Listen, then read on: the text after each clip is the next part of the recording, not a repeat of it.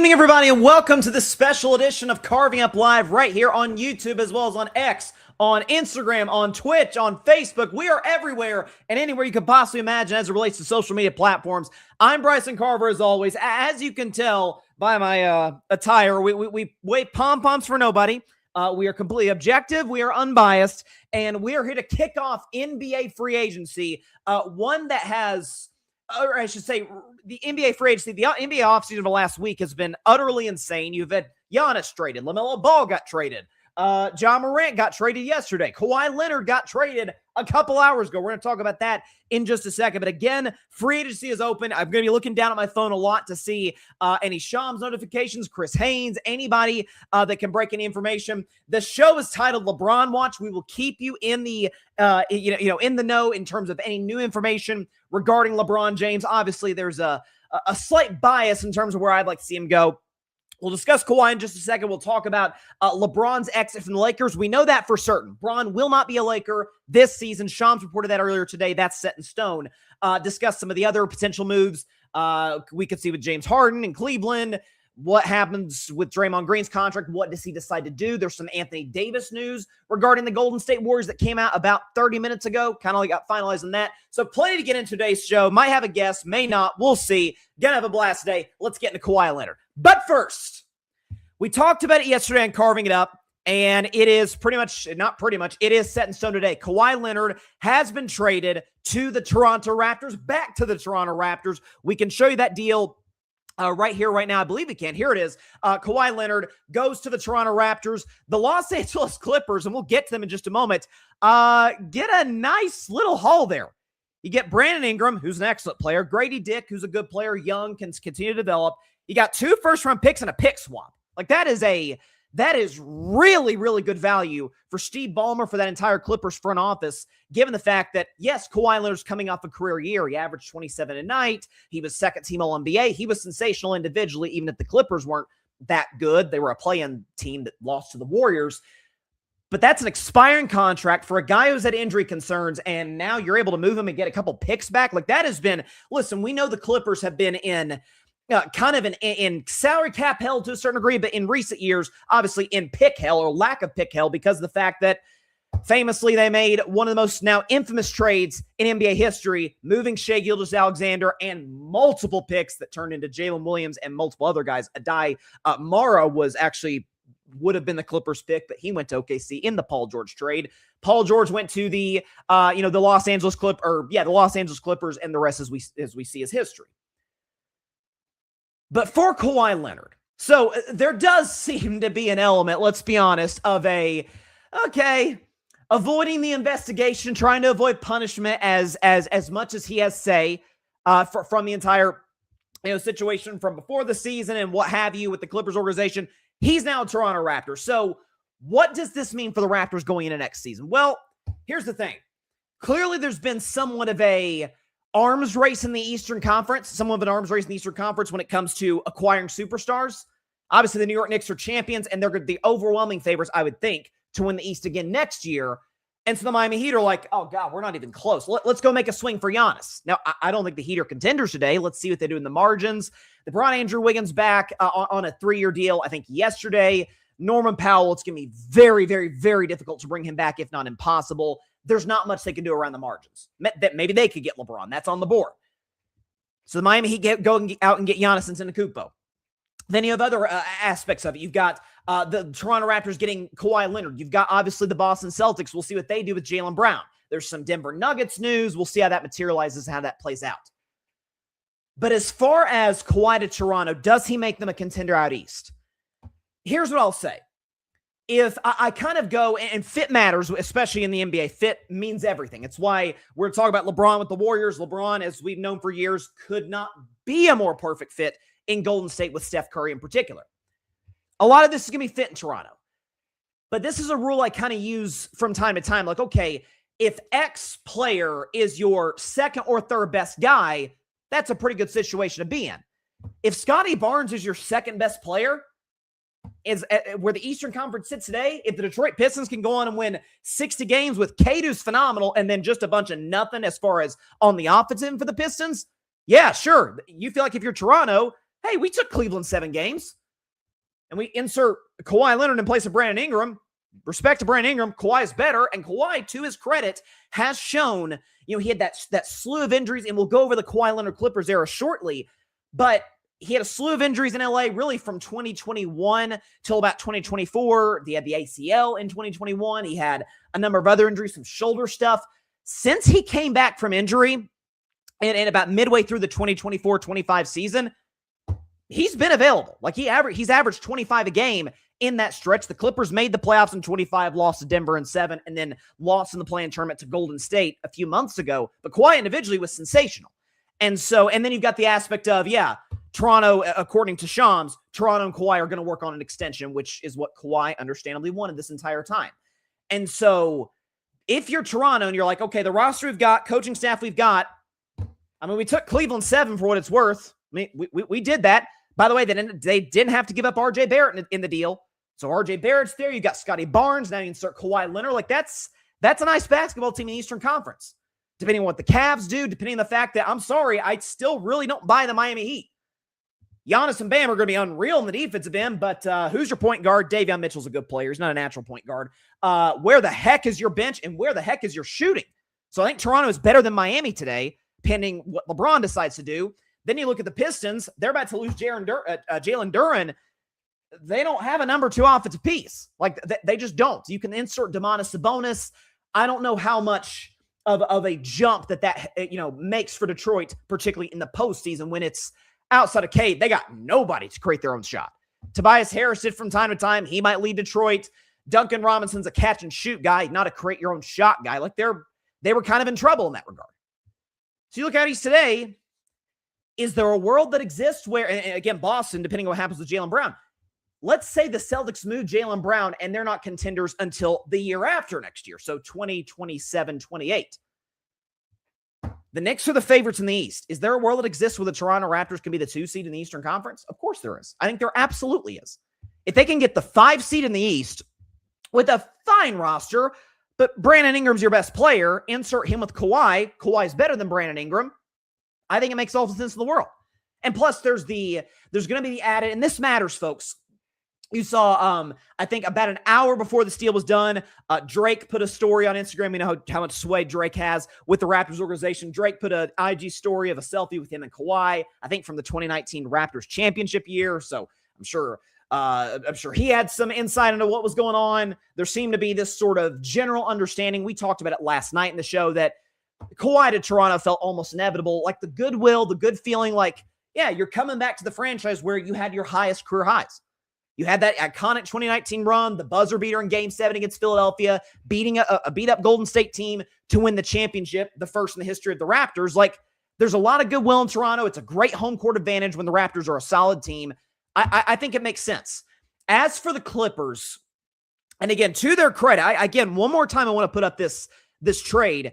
I think the Clippers got kind of a steal of a deal. You get Brandon Ingram and Grady Dick, and then you get 2 first-round picks and a pick swap. Like, that is really, really, really good value for Kawhi Leonard, who's going into, what is it going to be for Kawhi? Year 16? Yeah, because he was drafted in 2011. Year 16 for Kawhi, and you get draft picks, and you get Brandon Ingram, who's an all-star caliber player, depending on the year, and Grady Dick, who's a nice kind of young developmental player. But you have to look at, and we'll talk about LeBron leaving LA shortly. It's funny that both Bron and Kawhi left their respective teams in LA when Bron joined the Lakers in 2018, Kawhi joined the Clippers in 2019, but the Kawhi and LeBron eras with the respective LA squads have pretty much overlapped. And there was that campaign in 2019 where Kawhi had the king chain on and the Clippers were going to take over LA, and we know that it come close. The Lakers won a title in 2020.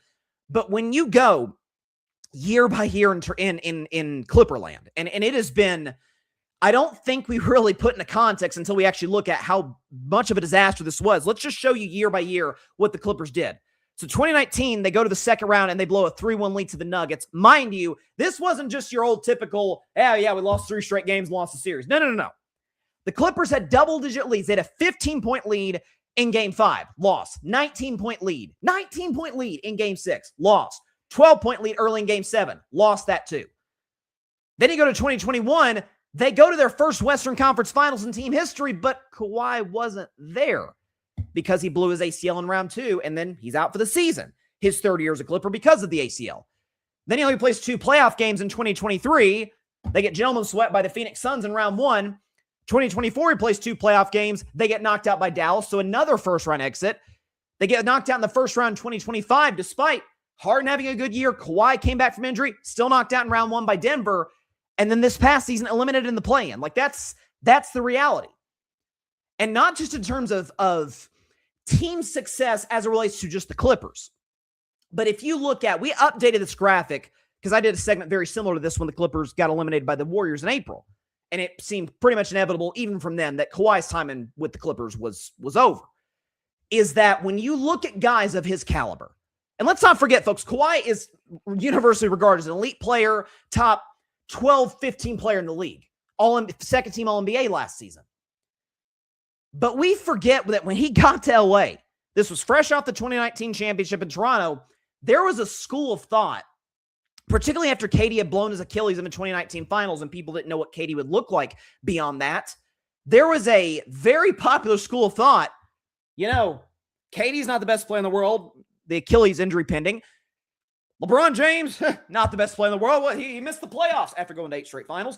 He's not the best player. It's Kawhi Leonard, who's the best player in basketball. He was in LA for 7 years. The Clippers made 1 Western Conference Finals and he was there. Again, mind you, he wasn't there due to injury. Paul George finished the job to get them there. When you look at stars of Kawhi's caliber and a tick below that have been to, forget the NBA Finals, which Kawhi never sniffed as a Clipper, a conference finals, show that graphic because it's jarring. Jason Tatum and Jaylen Brown went to the conference finals 4 times. This is during Kawhi Leonard's tenure as a Clipper. Jimmy Butler, Bam Adebayo, Brunson, Cat, 3 times. Bron, Anthony Davis, Jokic, Jamal Murray, Luka Doncic, Anthony Edwards, Halliburton, and SGA all went twice to the Western Conference Finals during the Kawhi Leonard Clippers era. Trae Young made an Eastern Conference Finals within the Kawhi Leonard Clipper tenure. Paul George, again, led Kawhi's team there. Devin Booker, Chris Paul, Giannis, Steph, Kyrie, Donovan Mitchell, James Harden, Victor Wembanyama, all of these guys have been to a Western Conference, or a conference finals in general, during the Kawhi Clipper era. So there's no other way of saying this other than it was an abject failure, really from start to finish. I mean, the closest Kawhi individually got was 2020, and then they blow a 3-1 lead in the most embarrassing of fashions in the bubble to Denver. And that was before Denver was championship level Denver. Jokic was an elite player. He wasn't MVP Jokic yet. And since then, Kawhi Leonard, since 2021, never gotten out of round 2, or round 1, I should say. So last 5 years, it's gone, missed the year with an ACL, first run exit, play-in exit. That's the story. And so this will go down. I know a lot of people will. I won't be Mr. Revisionist history on this. A lot of people will crush the Clippers today for making this move in the first place back in 2019. The trade itself to get Paul George, which we know Kawhi wouldn't have come to the Clippers if they didn't trade for Paul George. But in that deal, you traded SGA, you traded all those first rounders. We see what the Thunder are doing now. I don't necessarily begrudge the Clippers for making the move for Kawhi back in 2019. But it goes down as one of the biggest disasters in NBA history. Like, honest to God, it's that bad. We crushed KD and the Nets for how that tenure ended. At least they're sort of but they were never fully healthy. Like, we never saw KD, Kyrie, and then obviously Harden when he was briefly there. We never saw them start to finish for an entire playoff. Like, there is that sort of caveat. There's not for the Clippers. 2020, healthy from start to finish. 2025, healthy from start to finish in the postseason. Couldn't get out of round 1. So that's where we're at. This goes down as one of the great failures. We'll get to LeBron in a second. People are debating, was the LeBron tenure in LA a success? Man, if we're debating if that was a success and they won a freaking championship, then what was Kawhi in Clipperland? So that's where we're at. Get to the comment section, then we'll see if we've got any updates on Kawhi. My man Grady Edwards in the comments. Gonna shock you. I think those Cavaliers have just as much a shot as the Warriors have of getting him, talking about LeBron. Listen, I mean, anyone that's watched the show over the last, 2 months since the Lakers season ended and LeBron was going to be a free agent. He played his last game as a Laker, game 4 of the second round against the Thunder. I've been pretty consistent. I've always felt that it was Warriors and Cavs. Like, I've always felt that was those were the 2 draws. I thought the Knicks were a possibility, but then we know what happened with the Knicks. Like, I'm not, as a general rule, I'm not against ring chasing. Like, yeah, if I want to go, we get on guys for, they care about the money, but then when they chase the rings, we crush them for that too. I wouldn't crush LeBron if he had gone if he decided to go to the Knicks. He would get obliterated for doing that. That's not going to happen. But it is interesting with Cleveland, though, that, James Harden decided to make a similar move to Draymond Green, opting out of last year of his deal. Windhorst, other people, covering the Cavs have said, like, they're going to bring James Harden back. It's just at what price, depending on what happens with LeBron James. It's the fact that we'll play a Wendy soundbite shortly regarding his feeling about the Warriors and LeBron. But at the end of the day, like, I actually don't disagree with that at all, Gray. I think it's a two-team race. And he says, don't think it's a done deal by any means, but y'all got a really good shot. That's what I'll say. He was in Cleveland yesterday, so who knows? He was, and I talked about that on the show briefly. Like, there was a video of him, like, driving down. He said, like, good to be home or something. And then there was a video on IG this morning of him working out. Was that in Cleveland? He's not in LA. We do know that. He's not in LA. I don't know if he's still in Cleveland. But during the offseason, he visits the Cavs, or not the Cavs, visits Northeast Ohio a ton. Like, that's par for the course for LeBron. Whether that's Cavs related, only time will tell. Barry Grant Jr., I'll leave him podcasts in the comments. He says, you're giving Kawhi way too much power to impact this Raptors team. Way too much. You probably haven't learned your lesson on Kawhi for the past 7 seasons. Kawhi couldn't lead you to the interstate. Listen, that's been the knock on Kawhi, for years. Like, even when he won finals MVP in 2014 in San Antonio. And that 14 Spurs team is so interesting because they were the best, honestly, prior to these Knicks, the best, like, collection of parts, I guess it's a clunky way to say it, to win a championship where there was no definitive best player, because I was at the end of Duncan's career. Still good, but he wasn't Tim Duncan. Manu wasn't the best player, neither was Tony Parker. Kawhi hadn't quite gotten to being Kawhi yet, but Duncan and Parker and Ginobili, they were the leaders of that team. Pop, obviously. And then with the Toronto Raptors, I've religiously said this for years, Kyle Lowry was the leader of that Raptors team. Kawhi was not the leader of that squad. If it wasn't Kyle Lowry, it's probably like, Van Vliet or somebody, a young Fred Van Vliet. And so that is a fair question. Like, okay, who's the leader of this team? That's fair. Again, I'm not saying that Kawhi and the Raptors, go to the finals or something, but if we see them in the Eastern Conference Finals, like, I'm not shocked by that. I'm really not, because I think Toronto's got a good roster, a good coach. And again, there's not the pressure of playing in Toronto that there is in LA, obviously, even if it is for the Clippers. Let's see. Do we have any free agent news? It does not appear we do. Again, we're on LeBron watch right now. That could happen at any moment. Could happen tomorrow. Who knows? Doesn't look like we have any information, not just on LeBron, but free agents in general. So usually what ends up happening, and it's kind of slowed down due to this new CBA and the second apron and what have you, is that back in the day, the free agency used to be a blast back in the day, where that 6 p.m. window would open and it was just this guy signed a deal, this guy signed a deal. Like, it was just like a tsunami of news. This guy got an extension. This guy signed. It's not that same way anymore, unfortunately, but we'll see.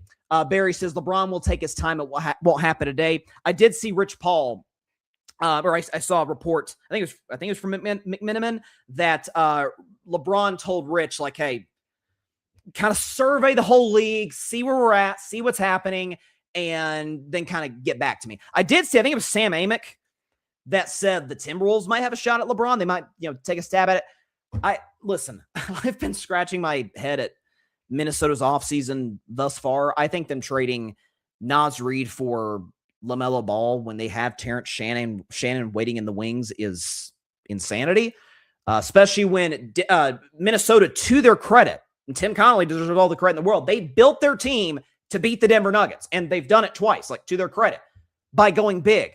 Well, now the monster in the West is a big man named Victor Wembanyama, and now you're getting smaller and worse defensively. Like, that feels like a weird strategy. And then if you brought LeBron to Minnesota, it's like, okay, but then what's LaMelo's role going to be? Like, he's not going to be a 2 guard. That's Ant's job. And then is Ayo Dosunmu going to get his touches? Like, I don't think it works.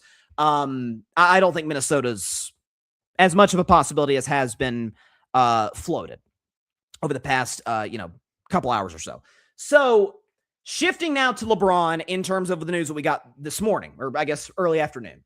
So Shams broke it. News came in about 6 hours ahead of the official start of free agency that LeBron James informed the Los Angeles Lakers. LeBron, Rich Paul informed the Lakers. It's been great. 8 years here, but I'm going to move on. You guys move with your offseason, knowing now I will not be back with the team. And so there's been a lot of speculation about, okay, did the Lakers want LeBron to do this? Did they kind of wait for, the inevitability of Bron saying, hey, yeah, I'm actually going to Golden State, or I'm going to Cleveland, or wherever, Miami? Possibly. Here's what I'll say. Let's talk about the LeBron era in Los Angeles, and then we'll get to sort of, how this, or why it happened the way it did. So, again, in talking about the Kawhi era, which was by any objective measure a complete failure from start to finish, the LeBron era in Los Angeles is a success for the simple reason they won a championship. But it's also really complicated, because if you look at LeBron's 4 stints in the league, so 7 years in Cleveland, went to 1 finals. That's probably the worst team in finals history, that 07 Cavs squad when Bron dropped 48 in that game 5 against the Pistons in the Eastern Conference Finals. They were winning 60 games with freaking Mo Williams as Bron's second best player. Like, that team had no business going to the finals, and the Spurs aptly swept them. Then they lost, I think, in 08 to the Celtics in a game 7, which Bron went off. Bron had an unreal series in 09 against the Orlando Magic. Still lost that series to Dwight Howard and company. Lost to the Celtics in 2010. Then goes to Miami, 4 straight finals, wins 2 of them. Cleveland, 4 straight finals, wins 1 of them in dramatic fashion, 2016. And I think I saw a stat the other day that Bron, in those 4 finals, people crushed him. Oh my gosh. How could you go 1-3 against Golden State?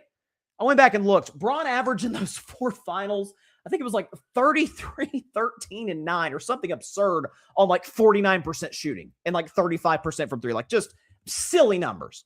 And so, like, that's, anyone trying to, denigrate LeBron's legacy because he lost to, the greatest team ever assembled in the history of the league in 2017 and 18. Go back and watch those series. Go back and look what LeBron did.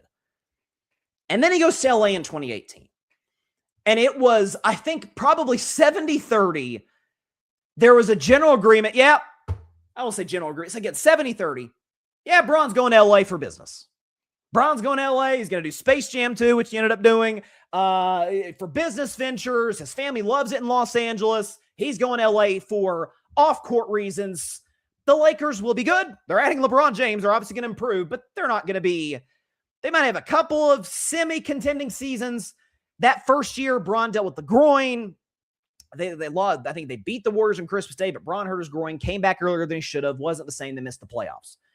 And then the 2019 offseason, they add Anthony Davis by virtue of AD and Bron being clutch clients. There's that connection there.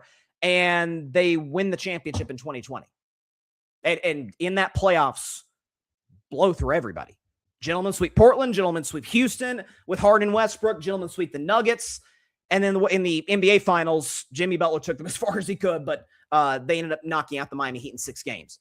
And I've said this over the last few days that LeBron's legacy, we talk about the crowning achievement being 2016, and as we should. To me, the most under-discussed LeBron legacy point is, and maybe people don't want to discuss it because of the tragic nature of it and what have you, Year 2 in LA, LeBron's first real championship contending season with the Lakers, that was the year Kobe passed. Mid-season, Lakers were mid-flight from Philadelphia. Kobe passed. And then Bron, the first game after Kobe passed on against the Portland Trailblazers, pregame gives us a really great speech at center court, and they had this memorial to Kobe, and then goes on to win the championship the season that Kobe Bryant passes away. I don't know why that doesn't get talked about.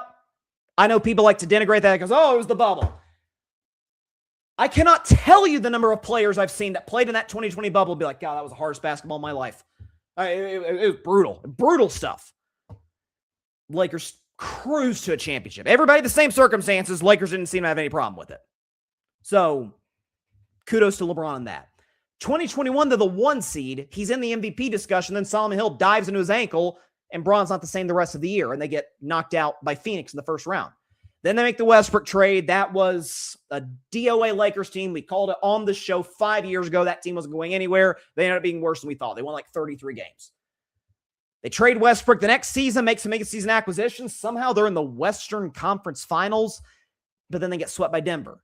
And then the next year they get gentlemen swept by Denver in the first round. And then the year after that, they get Luka and get gentlemen swept in the first round by the T-Wolves. And then this year, no Luka, no Reese for most of the first round. You still win a series against Houston, get swept by the Thunder.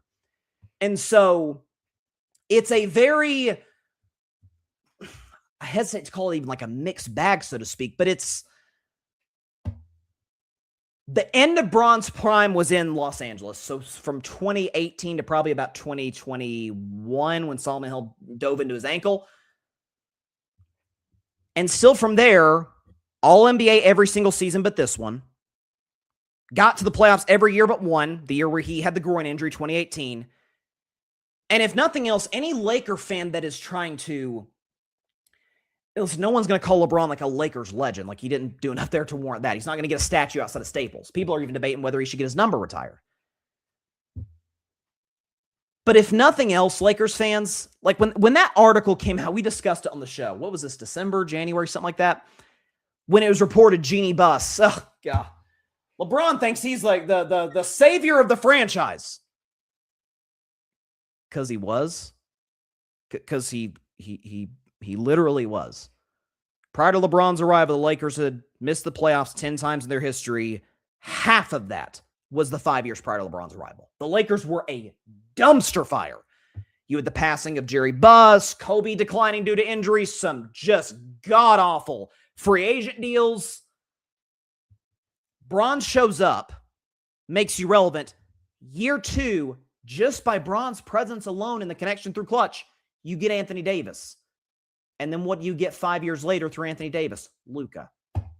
Luka's not a Laker today if not for Anthony Davis, and Anthony Davis was not a Laker if not for LeBron James. And if LeBron hadn't joined the Lakers, who the heck knows where LA would be right now? And so anybody that's trying to act like the LeBron era was a failure or acting like, oh, thank God Bron's gone. Do you know where you'd be without this man? First of all, you darn sure wouldn't have got championship number 17. That we know for a fact. You would not have gotten another championship without LeBron James. And Luka Doncic is not a Laker today without LeBron James. He's just not. And so I will remember the LeBron Lakers era as very kind of similar. I think Colin Cowherd mentioned this today. Similar in some ways to Tom Brady's end in Tampa. Where it's like, obviously remember Brady primarily as a Patriot. You remember Bron mostly as a Cav, and then obviously the 4 great years in Miami. And still, end of his prime, he's, 35 years old when he won his last championship, 2020. 35 years old, still by a mile at that point, the best player in the league. Wins a championship. Year 19 in the league, year 20, breaks the scoring record against Oklahoma City. I remember that game, February 2023. I'll never forget it. This is where the Thunder were the Thunder. And LeBron needed, just off the top of my head, I think it was like 36 points. Bron needed 35, 36 to break Kareem's record. And there was this general saying, oh, yeah, he's going to do it. It's like, timeout. This man's, what was he at this point? 38, 39 years old. And we're just like, oh, yeah, he's going to score 36. Yeah, no question about it. Like, we don't think twice about it. Even to this day, the man's about to play his 24th season. Mind you, no one had even played 23. Certainly not at this level. Played the most games ever, what have you. All-time leading scorer, all-time leader in field goals made. And yet and still, 41, soon to be 42-year-old LeBron James going into year 24 is still a highly valuable commodity. It's still like, oh my gosh. Could the Warriors actually go from 37 wins? A lot of that was because of Steph and Steph's injury, obviously. Go from 37 wins to like, maybe not like championship contenders, but like, could they put a scare in Oklahoma City or San Antonio? Maybe. If he goes to Miami Heat, can they beat the Knicks? If he goes to Cavs, oh shoot. Cleveland win a championship? Could LeBron fix James Harden in the playoffs? We're asking about that about LeBron James, who again, year 23, despite entering the season injured, 27-6. Still pretty good. Still pretty good. So anyone trying to denigrate the LeBron James Laker era doesn't know what they're talking about. Looks like we've got some free agent news, albeit not that notable. And then we'll get to the comments. Excuse me. According to Shams, free agent forward Ousmane Deng has agreed to a 3-year, $17.5 million deal to return the Milwaukee Bucks. So yeah, he got traded from the Thunder there. DeAndre Jordan. How about DeAndre Jordan still hanging around the NBA? DeAndre Jordan has agreed to a deal to return to the New Orleans Pelicans for his 19th NBA season. I didn't realize he's been in the league that long. So 19 seasons. That meant he would have been drafted in 08. Golly, he was in the league for Steph? God, my gosh, that's kudos to DeAndre Jordan for sticking around the league. So those are our only free agent news thus far. Oh, we just got another one. Hang on. Literally just broke from Chris Haynes, it looks like. Tim Hardaway Jr. will be signing with the Miami Heat. Okay. All right, that's a good deal. That's a really, really good deal for Miami. Listen, the Heat needed shooting. Tim Hardaway Jr., excellent three-point shooter. That literally just broke from Chris Haynes. That's a good deal for the Miami Heat. So yeah, free agent sharpshooter Tim Hardaway Jr. will be signing with the Miami Heat to provide the organization with the spacing needed for Giannis Antetokounmpo, sources tell me. Okay, so Miami needed shooting, and they got it. And Tim Hardaway Jr. They're still going to need a lot of help to, add to the bench. I really like Davion Mitchell, especially defensively. He's not a natural point. That's still a need for them, but we'll see how it plays out. Got some comments here. Barry says he'll be on soon to discuss this from his angle. Very excited for that. Grady, my coworker and I were talking yesterday. They need to get rid of the second Averett hard cap garbage. Could not agree more with you, Grady. Don't want the NBA like the NFL, and it doesn't need to be like it because of the amount of players on a team. And then talking about LeBron, his prime was over after Solomon Hill crashed on him, no question. LeBron will get his number retired. I think Davis should, but that's a totally fair discussion. I don't know about AD. That's because, okay, so again, I'm obviously not a Lakers aficionado the way that I am the Warriors. Let's go Lakers numbers retired. I'm literally Googling this live on air right now. So they've retired 13 jerseys. They are Kobe twice, 8 and 24. Wilt, Pau Gasol, Michael Cooper, Elgin Baylor, Gail Goodridge, Magic Johnson, Kareem, Shaq, Worthy, Jerry West, Jamal Wilkes, and George Mikan. Okay, no disrespect, if Michael Cooper can get his number retired, then I think it's 80 is a fair discussion. I think Bron should get 23, not 6. He wore 6 briefly. That was from 2021 to 23. The Lakers did make a Western Conference Finals. 23 should get retired. Grace's or numbers, no issue if they retire 6 and 23. I think they should just retire 23 because that was the number he wore then when they won the championship. But yeah, listen, it's people trying to integrate like, oh, he's not the Laker legend that Kobe or Magic or Kareem or Jerry West or George Mikan were. Okay, does that mean he was a failure there? He still got you a championship. If Bron had won a championship in LA, okay, now we got a conversation. Now it's like, God, you got Bron and Cleveland won with Bron and Miami won with Bron and Bron didn't win with LA. Okay, that's a fair discussion. But not only did they win, but no one's calling that 2020 Lakers team like one of the greatest teams ever. But that playoff run, they were smoking everybody. Everybody. Remember, they lost a game 1 to Dame and the Blazers. People like, can Portland beat them? And then they just dusted them from there. Yeah, Grady. Pau Gasol got it. Again, the thing with Pau is he was on, not only was he on a team that won back-to-back championships, that Lakers team, after getting him, went to 3 straight finals. Went in 08, lost to Boston. 09 beat the Magic. In 2010, they had classic series, 7-game series when they beat the Celtics. And so, and that Lakers team, mind you, now they weren't good prior to AD getting there when LeBron was there, but a lot of that was due to injuries. Kobe was arguably the best player in basketball from the time Shaq left in 04 until the time they got Pau in, I guess that was 07, 08 season when Kobe won his only MVP. And they didn't win any, I don't think they won a single playoff series in that stretch. Then they get Pau and they go to the finals 3 straight years. So Pau to me ranks higher than AD among Lakers. AD's the better player, no question. But Pau to me among Lakers ranks higher. It's the same argument. Like I say all the time, I am offended on Kareem Abdul-Jabbar's behalf that he's not included in the GOAT discussion. Six-time champion, six-time MVP, held the scoring record longer than literally anybody ever has. Most unstoppable shot ever. That being said, the discussion for greatest Lakers between Kobe and Magic. I got Kobe by hair over Magic, but it's close. Kareem is, prior to LeBron, the best player to play for the Lakers. He won multiple MVPs, but he also won multiple MVPs in Milwaukee. He won a championship in 1971 with the Milwaukee Bucks. So it's, when you got the two teams, it makes it a little bit more complicated. But that's right. Grady says if he did, talking about Powell, if Powell got his number retired, then AD is a maybe. Only reason I'm okay with it is talking about LeBron is number 6 is that he broke the scoring record in that. Okay, that's fair. That's fair. He did. He wore number 6 and he wore the headband when he did it. But yeah, no issues. If it's just 23, maybe you can use that to differentiate him and Kobe a little bit. Yeah, I mean, it's Kobe. Kobe's the only guy to have 2 numbers retired, I think, if I'm not mistaken. Two numbers with the same team retired. I could be wrong on that, but I think he is. So, if nothing else, like, again, Kobe won championships with number 8, won an MVP, and 2 more championships with 24. That was kind of the Black Mamba ethos thing. So, that's wrapped. Okay, we're going to take a quick break. When we come back, we'll give you some more updates in free agency. Looks like we got some more news on Tim Hardaway. See what happens in regards to the, what Shams reports, Chris Haynes. Again, I'm on speed dial with these guys. Also about a new Anthony Davis report that came out about 30 minutes before we went live on air. Talk about all that in 1 minute on Carving Up Live. Don't go anywhere.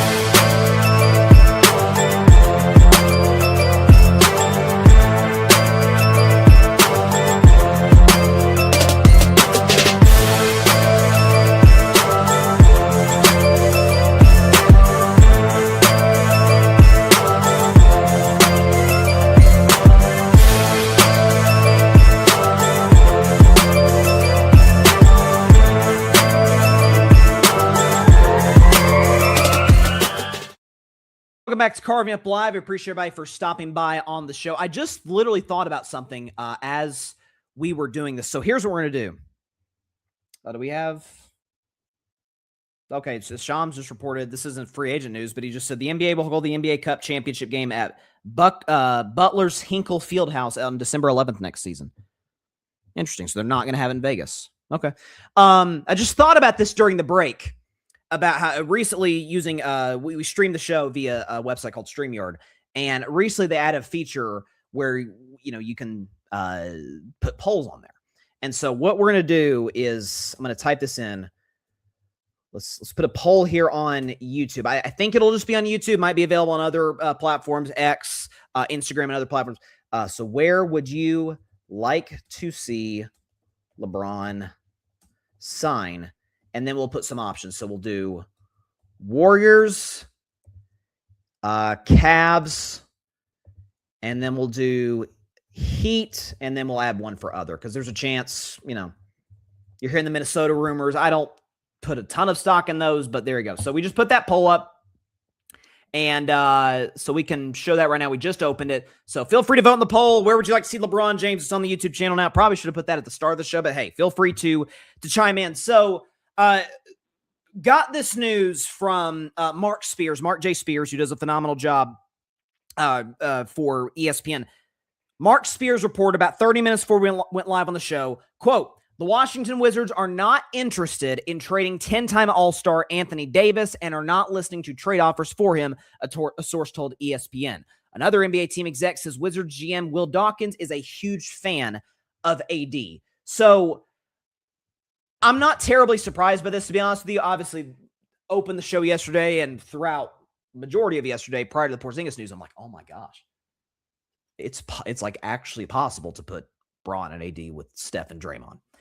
And I still think Bron is the leader in the clubhouse, or the Warriors are the leaders in the clubhouse to get LeBron James. That's completely on the board still. But Porzingis signed his deal when we were on air toward the end of yesterday's show. 2 years, $40 million with a team option in year 2. And if you go back and watch, I haven't clipped yet, but if you go back and watch, I don't know how it came off, but it may have sounded like I was like a little bit disappointed. It was more a sense of, oh, okay, so AD's probably off the table. Like, it still would have been possible for Golden State to get Anthony Davis, but Draymond would have had to take an even bigger pay cut than he was to begin with. You'd have to salary dump Moses Moody. You have to hope that the Wizards take Jimmy Butler. Like, there's a lot of hoops that the Warriors would have to jump through and possibilities that they would have to hope for in order to get AD. Well, it was also reported yesterday, and we discussed this, that Rich Paul and Anthony Davis were going to talk to Will Dawkins and the Wizards front office management about a potential extension, about what the status of that would be. It turns out, obviously, that he is probably going to end up signing an extension to stay in Washington. So they signed Trae Young, AJ DeBonsa's there, and we'll see what they can build. I still maintain, if you're Minnesota, take the Golden State factor out of it. I maintain if you're Washington, I should say. I maintain if you're Washington, I don't know what the upside of keeping AD is when you've got a young team, Trae Young, AJ DeBonsa, and you can trade Anthony Davis to get more draft picks, because God knows Wizards just need players right now to surround with their franchise cornerstone now in DeBonsa. So we'll see how it plays out. But I'm very, very curious to see to hear my next guest's thoughts on this. This just came in from Chris Haynes, and we'll talk about it with our next guest. Let me get my headphones on to talk with him. He is the host of the All Even podcast. Would you please welcome back to the show special guest Barry Grant Jr. to Carving Up Live. Barry, I see you got the Lakers hat. How are you feeling today? Bittersweet, Bryson. Okay. It's good to see you, though. It's good to see you. It's good to see you. You're crushing it with your show. This literally just came in from Chris Haynes, and this is kind of what you were saying in the comments, that LeBron James will be patient and open-minded in selecting his next destination, but the priority is having a realistic chance at competing for a championship. He remains committed to playing at the highest level. So that's not the greatest news for me as a Warriors fan. So does that mean Cleveland or Miami is now the leaders in the clubhouse? We'll see. But before we get to the Lakers, kind of your thoughts on that recent report from Chris Haynes. Yeah, I mean, I didn't even have to get that news from Chris Haynes or Shams to be able to know what LeBron James and Rich Paul and Clutch are thinking, because Bron is thinking about this may be the last year. He might end up maybe signing a 1+1 or maybe one of those shell 3-year deals, right? Mm-hmm. But this is it for him, I think. I think he's this year. Okay. I think he's going to get himself into such a shape to be able to be ready, to be able to help any team get close to winning a championship or just contending, right? Like, I mean, like for LeBron, what contending means for LeBron is that I have a chance to get to a conference final, to get to a final. Not necessarily we're making the playoffs. That's not contending to him. The Lakers were a team that they have a second round ceiling, right? When all things break well, everybody has to be healthy. You got to have a top scoring shooting series like from a Luke Kennard to be able to even have a chance to get to the second round. That's on the high side, right? But when you think about it, it's just like this team is not good enough for me to be able to get to a Western Conference final or Eastern Conference final. I need to find the perfect place where I can still play my game. I don't have to necessarily take a back seat outside of just being me. I can still be me as the 1A or the 1B, but I don't have to be anybody's third banana. Sure. You know what I mean? So all of those things, it matters to him. And I think that's why he wants to open it up to the entire league to see what team actually has that shot to be able to give him that opportunity. And there's not a lot of teams that have that opportunity, but they're a handful. And sure, when you have a handful, that's a decision that's going to take some time for you to actually be able to talk about with your family and your team and see exactly what the right course of action to take is. So when he said this, a month ago or a month and a half ago, in regards to, I'm going to take my time. I'm going to go into, July, August. It may stretch out into August. Like everybody was like, oh, August. What are you talking about? The Lakers need to know now. Teams, no, not necessarily. Like, I don't think LeBron cares about the money. If you're going to take your time and really figure it out, it was never about the money for LeBron. I think it was more about respect. Like, how much do you value me as a player that can still be able to help you? Because, you know, I had a time this morning with Laker fans. Yeah, I was following your social media. You were coming after some folks. Just because it's like you're celebrating someone who took your team out of the dregs of the NBA. Nobody wanted to come here. The Knicks were a more desirable destination in the middle of the 2010s than the Lakers were. No one wanted to come here. He chose to come here to be able to, you know, kind of get them back on track. And in a year and a half, he won an NBA title. Not bad. Not bad. So for anybody that thinks that this is a guy that can't still help a team at 42 years old, name me another guy that's in free agency right now that averages 22 points a game, 6 rebounds, and 6 assists. There are none.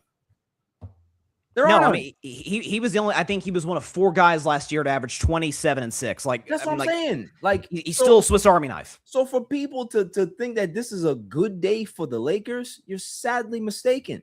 And I heard you talk about, like, you know, will he get his jersey retired? You know, you don't really know. I'm telling you, as a Laker fan, he will, because if you talk about his tenure, 8 years, you know how many all NBA teams he made in those 8 seasons? 7. So you go ahead and go look at any other player that has stayed on a team for any long stretch of time. If they have 7 all NBA selections in a 10-year span, they're getting their jersey hung up.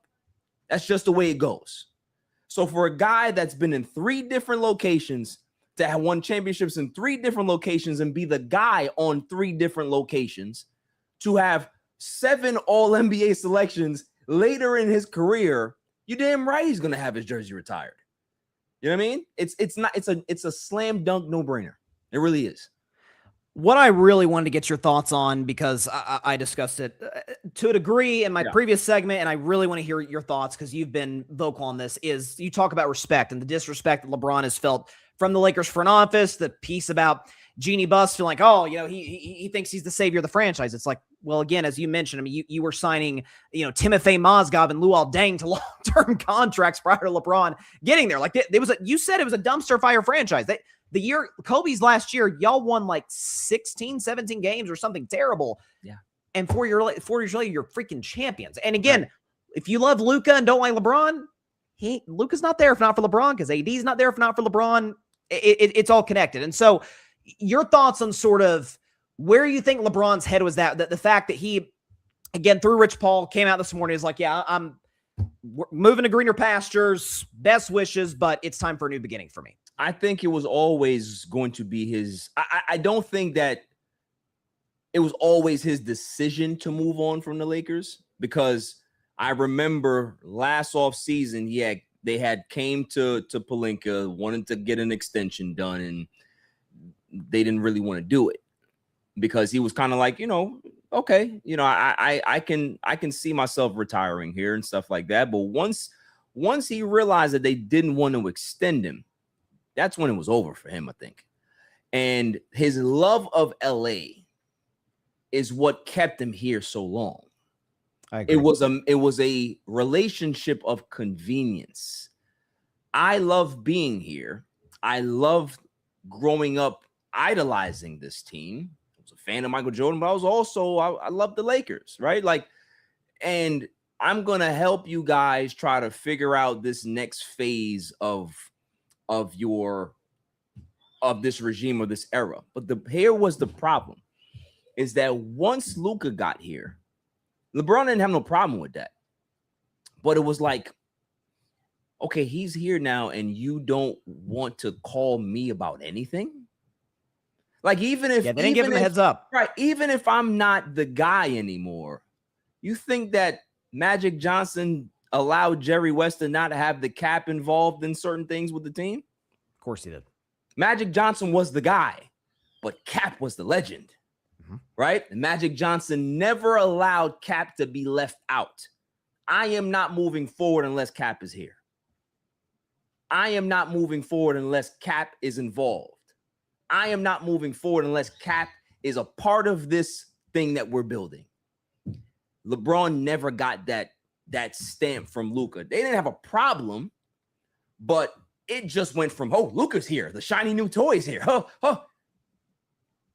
So LeBron's looking at like, oh, okay, cool. So you don't need me then, which means that, because think about it, like people didn't read the tea leaves.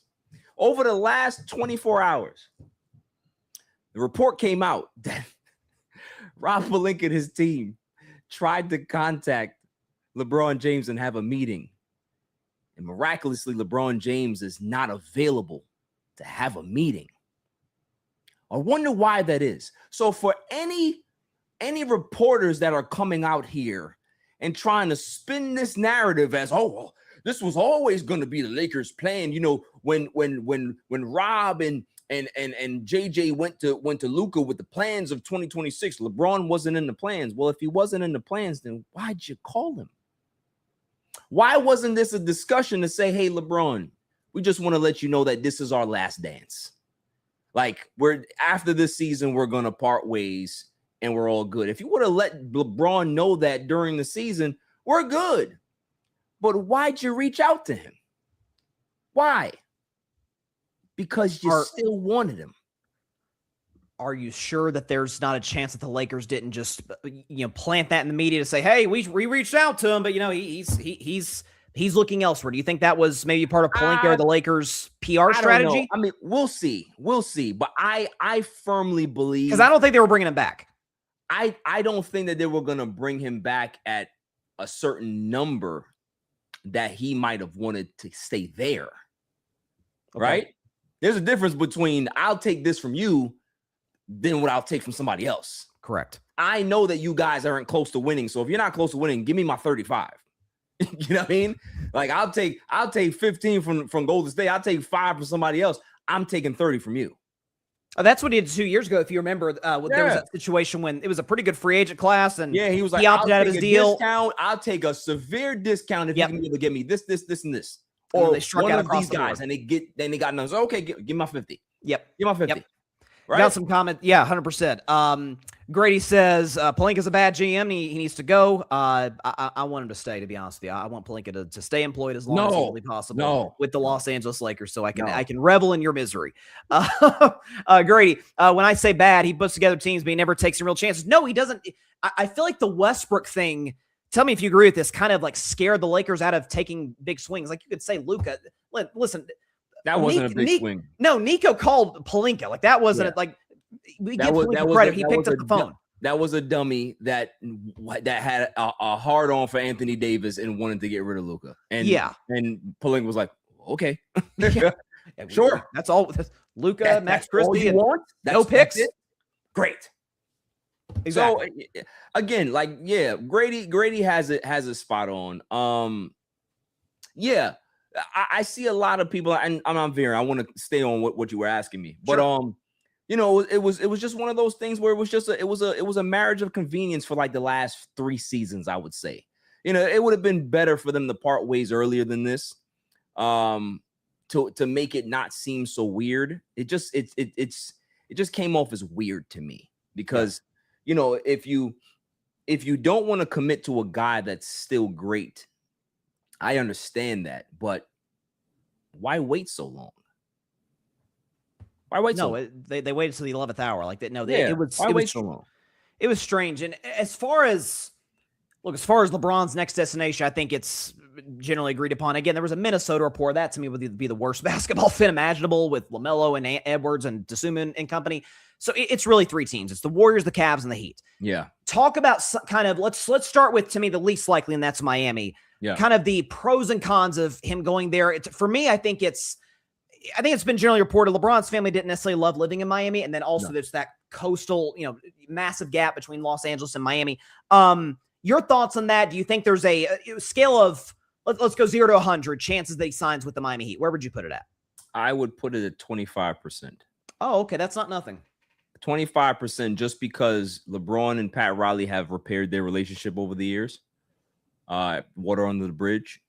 I think that he still has a fondness for Miami, right? I mean, think about it. He turned into a man in Miami, right? Like that he always talks about it like that. Those were his college years, right? Like he was able to be recruited and, figure out how to win. Play with his buddies, yeah. Right, play with his buddies and learn from one of the greatest to be able to win and how to win, right? So he has a fondness. He will always have a fondness there. But let me go ahead and answer your basketball question. The reason why it's 25% is just because of that. But on the basketball side, it's actually a lot lower just because the fit is extremely clunky. You have Bam, you have Giannis, and then you'll have LeBron. How does that work? It's like we talk about how the Heatles weren't gonna work, right? Like how are you gonna have LeBron and Wade figure this out? They're both guys that drive the basketball. Like Chris Bosh is a guy that can be able to do a little bit of everything. Bosh had to learn a different style of playing where he became a stretch forward. They didn't have those things back then, right? That he had to develop a whole new game. But with Giannis and Bam, how does that fit? Like LeBron doesn't have time to go there and try to figure it out. Right. He needs to go somewhere where he can be able to go and be able to give a team exactly what they need rather than trying to figure it out on the fly. That's why it's like 20. I would even drop it down to 20%. I keep talking about it. Right. Cleveland, I would put it 30%. Okay. Just because it's Cleveland. He loves Cleveland. And if he can be able to end his career in the place that he started, place that he loves to this day, of course. Of course. Why wouldn't you want to go there? It doesn't even matter who they have there. It's Cleveland. And if anybody deserves a farewell tour that's not a farewell tour, it's the fans of the Cavs, right? Sure. They deserve that. And then you have Golden State. When you talk about the most ideal fit for LeBron James, that's it, right? He can be able to become the point forward that Draymond Green was for Steph. You can be able to wait for Jimmy to come back. So that's going to be like a trade deadline acquisition, right? There's a lot of nuances there that works for him. Those are his friends. Some of his best friends are there, right? Yep. And on top of that, he gets to stay in California that he kind of likes. Yeah, I mean, listen, basketball makes sense. Location makes sense. What's an hour and a half from San Francisco to LA? And then the chance to now you're a Golden State Warriors fan, but you're a realist. Listen, it's an old team. Do they have a shot at winning a title? Yeah, sure. If you want to put them in the mix, if everybody's healthy, but that's it's a puncher's chance. So is LeBron gonna look at it like, is this a real shot for me to go? We'll see. So that's why like those three teams are in the lead, and then you have the field, right? Like you never know. LeBron James is somebody who is a very, very smart basketball mind, and he can see things faster than we can, right? He can see the implosion of the Heat before he left. He can see the implosion of the Cavs before he left. He can see the implosion of the Cavs in version 2. He saw the implosion of the Lakers, right? Like it's one of those things where it's like he can see things a little bit differently. So I'm going to see exactly where he picks because it's going to be interesting. It may not be a team that we're even thinking about that might have an outside shot. Who knows? I think it was Bill Simmons to just San Antonio. That makes sense basketball wise. Although, does that kind of, stunt the growth and development of a Dylan Harper, of a Stephon Castle? Like that's the only thing. That's why Minnesota doesn't make sense to me. Yeah. So there's a potential team out there that maybe we're not discussing, but I think it's in Golden State, and I think I made a graph for this with in terms of what the roster would look like. So this is what the starting lineup would look like if we have it on the screen right there. Yeah, again, this is when Jimmy comes back. Again, you mentioned earlier, and I thought it was interesting about LeBron wanting to have a legit chance to contend for a championship. I guarantee you Rich Paul's looking at this and saying, okay, he's talking to Golden State. Where's Jimmy at?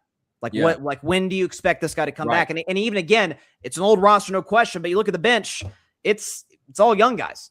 I mean, outside of Al Horford, like it's Yaxel, Moses Moody, pending his health, Guy Santos, Pajemski, and Al Horford. Like that's a solid group. So we'll see how it plays out. By the way, it's not bad. It's not, if he were to go there, I think it's the most ideal fit. There's not a perfect fit anywhere, but every team would want him, right? Yeah. Because of his basketball mind and his ability to be able to make it work. Like, he became the third option in LA and made it work. Yeah. Right? Like, so this guy can be able to fit anywhere. So that's the beauty of a LeBron James. And I think that's what pains me so much, to know that he's actually gone. Yeah, you've been a Bron fan, since well before he was a Laker. So, what was it? You told me a story years ago about when you found out he signed in LA. I was my knee. I had reconstructive knee surgery, or maybe I didn't even have it yet, and I was still waiting. And he signed, and I remember throwing myself out of the bed. Didn't even care about what the knee felt like, and crawled upstairs and screamed to the top of my lungs, "We got him! We got him!" My mom runs downstairs, and God rest her soul, she's like, "What the hell is going on?" I said, "We got Bron." I said, can you understand what's happening right now? My favorite team has my guy. What? And look, I got to enjoy that for 8 years. Yeah. We won a championship together. Like, you could never make me angry about LeBron James's tenure. I loved every single minute of it. And that's what hurts the most, is that there's so many Laker fans out there that don't have the same feeling. And it's just like, you guys in love with basketball, or are you in love with what you think basketball should look like? Are you in love with basketball, or are you just in love with the guy that's right behind this wall here, if I can be able to tilt it this way? Yep. Is that your obsession? Because I'd like to tell Laker fans right now, and I'm sure you'll probably clip this or not. That guy back there, before he retired, he was angling the front office to go get LeBron James at any way possible. He wanted to package off those young players and get LeBron James before he retired. Yep. When he retired, who do you think was angling for LeBron James in the back? So for all those Laker fans who are Kobe stans, he would never be Kobe. If Kobe Bryant was alive right now, maybe LeBron James is still in LA. You think that Kobe Bryant would allow this to happen? Well, Kobe had sway in the organization during his retirement. So yeah, I mean, do you think he was an official member of the front office, but he would have been the buffer to be able to make sure everything stayed good. Yeah. So you honestly think that Kobe would allow this to happen when he wanted LeBron a Laker for a very long time? So that's what I'm trying to explain to these Laker fans, is that your favorite guy wanted the guy that you hated. Yeah. Yeah, it's kind of stupid, isn't it? It's they act like two legends cannot coexist, like J. Cole said. I mean, it's absurd. They're not basketball fans. They're emotional people. Yes. Like, I'm a Laker fan first, right? Of course. I'm not leaving because LeBron left. I'm gonna stay here. But at the end of the day, whoever can be able to come here and help this team continue to have the historical excellence that they've had, sure. I'll welcome everybody here that can be able to help us win. Of course. Couple more questions. Yeah. Go ahead. No, go ahead. I'm done. Just a couple questions before we let you go. It looks like we got a couple of Lakers news that the Lakers plan to meet with Kelly Oubre. That just broke. And the Lakers, according to Dave McMenamin, have discussed Tobias Harris as a potential free agent target. So how you feeling about that news? Dummy. Yeah. Okay. There you go. Next question. Just okay. Your man Grady said it best. I went on a tirade to tell people the timeline of how incompetent Rob Pelinka is. Like, People want to say, oh, well, LeBron is the one that wanted Russell Westbrook. Do you blame the kid that wants the candy for dinner? So if the kid gets candy for dinner and you're the one that gave the kid the candy, you're going to get mad at the kid for continuing to ask for candy? Or at some point you're going to say, hey, I know you like candy, but I don't think it's the appropriate time. Plus, I don't think that that's necessary for you to eat for dinner. Where was the backbone for Rob Pelinka? You see, the thing is, a lot of people don't realize that Steph Curry has asked for a lot of things since he's been in Golden State. A lot of players, I'm sure you know a lot more than me, right? There's a lot of players that Steph Curry asked for. You think that Bob Myers didn't listen? And Bob Myers was like, yeah, okay, that's okay, but I don't think that that's a good fit for us. I don't think financially that makes sense for us. You have to be a responsible president and builder of a franchise. You have to tell your stars sometimes, no, that's not what we're going to do. We're going to do this so we can be able to maximize our cap flexibility and also make sure that you have exactly what you need to win. I mean, there's a That's classic what he should have done.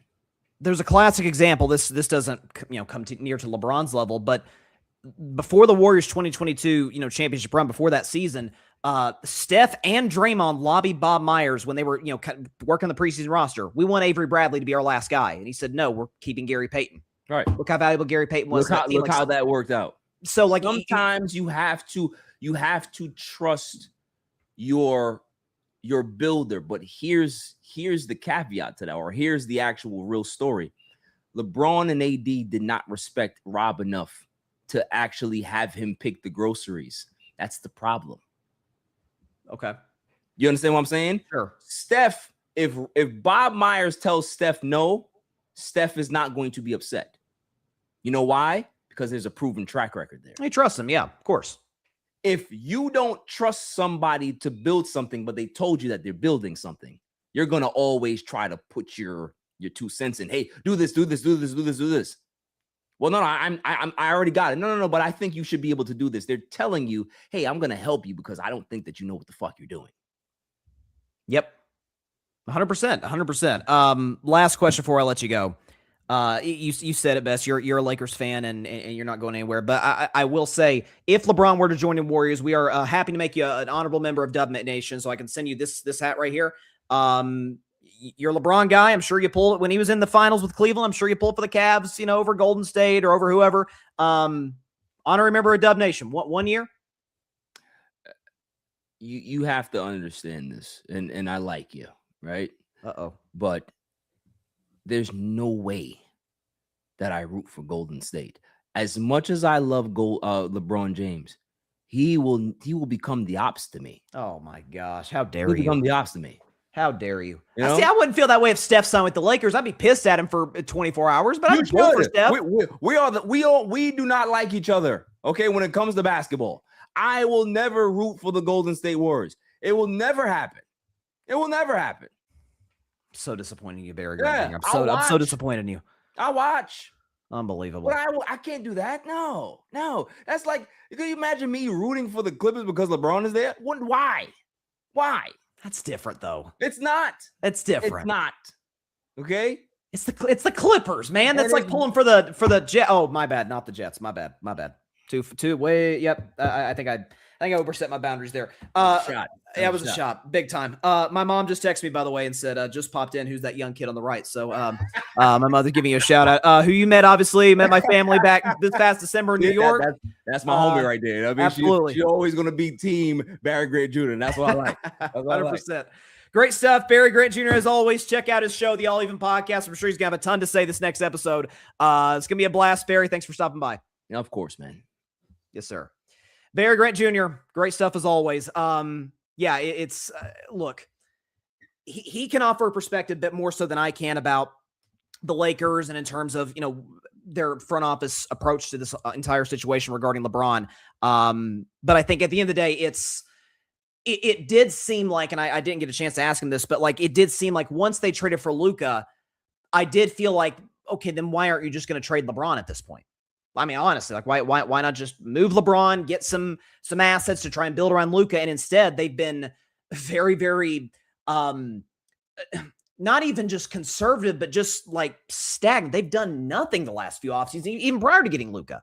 And so now it's Luke on a max, Austin Reeves on the max, Jalen Duren, maybe. If it's not Jalen Duren, it feels like it's probably going to be Walker Kessler when it's all said and done. And then the ancillary pieces, like we talked about earlier, you know, Tobias Harris potentially, Kelly Oubre. Like Luka's going to be great as long as he's healthy, and they'll probably be the 6th seed in the West next year and get bounced by, you know, Denver or, you know, OKC, San Antonio, maybe even Golden State. Who knows? So that's where we're at. Let's see. Grady was, I think, trying to appeal to Barry. He said, if he joins for good old Grady. Grady, I tried. I did. Looks like we don't have any free agent updates from here. So that is all the time we have for today's show. Thanks, everybody, for stopping by. As always, be sure to catch Carving Up Live potentially either at the end of this week or really whenever LeBron makes his decision. That could take a week, a month. Who knows? I'll be back for that if it's a month. But plenty of stuff to talk about before then. NBA offseason is underway. Kawhi got traded. Bron's going to go somewhere else. We know he's not going to be a Laker. Plenty of stuff going on. So appreciate everybody stopping by. Please subscribe. Take 2 seconds here today. Hit that big red subscribe button down there. It helps the channel grow exponentially. Follow me on all my social media platforms, Instagram, X, TikTok, YouTube, the whole bit. Subscribe to the Grid Network. That is GRYD, the Grid Podcast Network. Appreciate everybody stopping by. Have a great week, everyone. Stay safe out there. God bless y'all. Peace out. Come on, Bron. You know what to do. Thanks so much for watching the show on YouTube, and be sure to go click that big red subscribe button and check out the other clips and full shows from Carving It Up Live, as well as our other incredible content creators here on the Grid Network.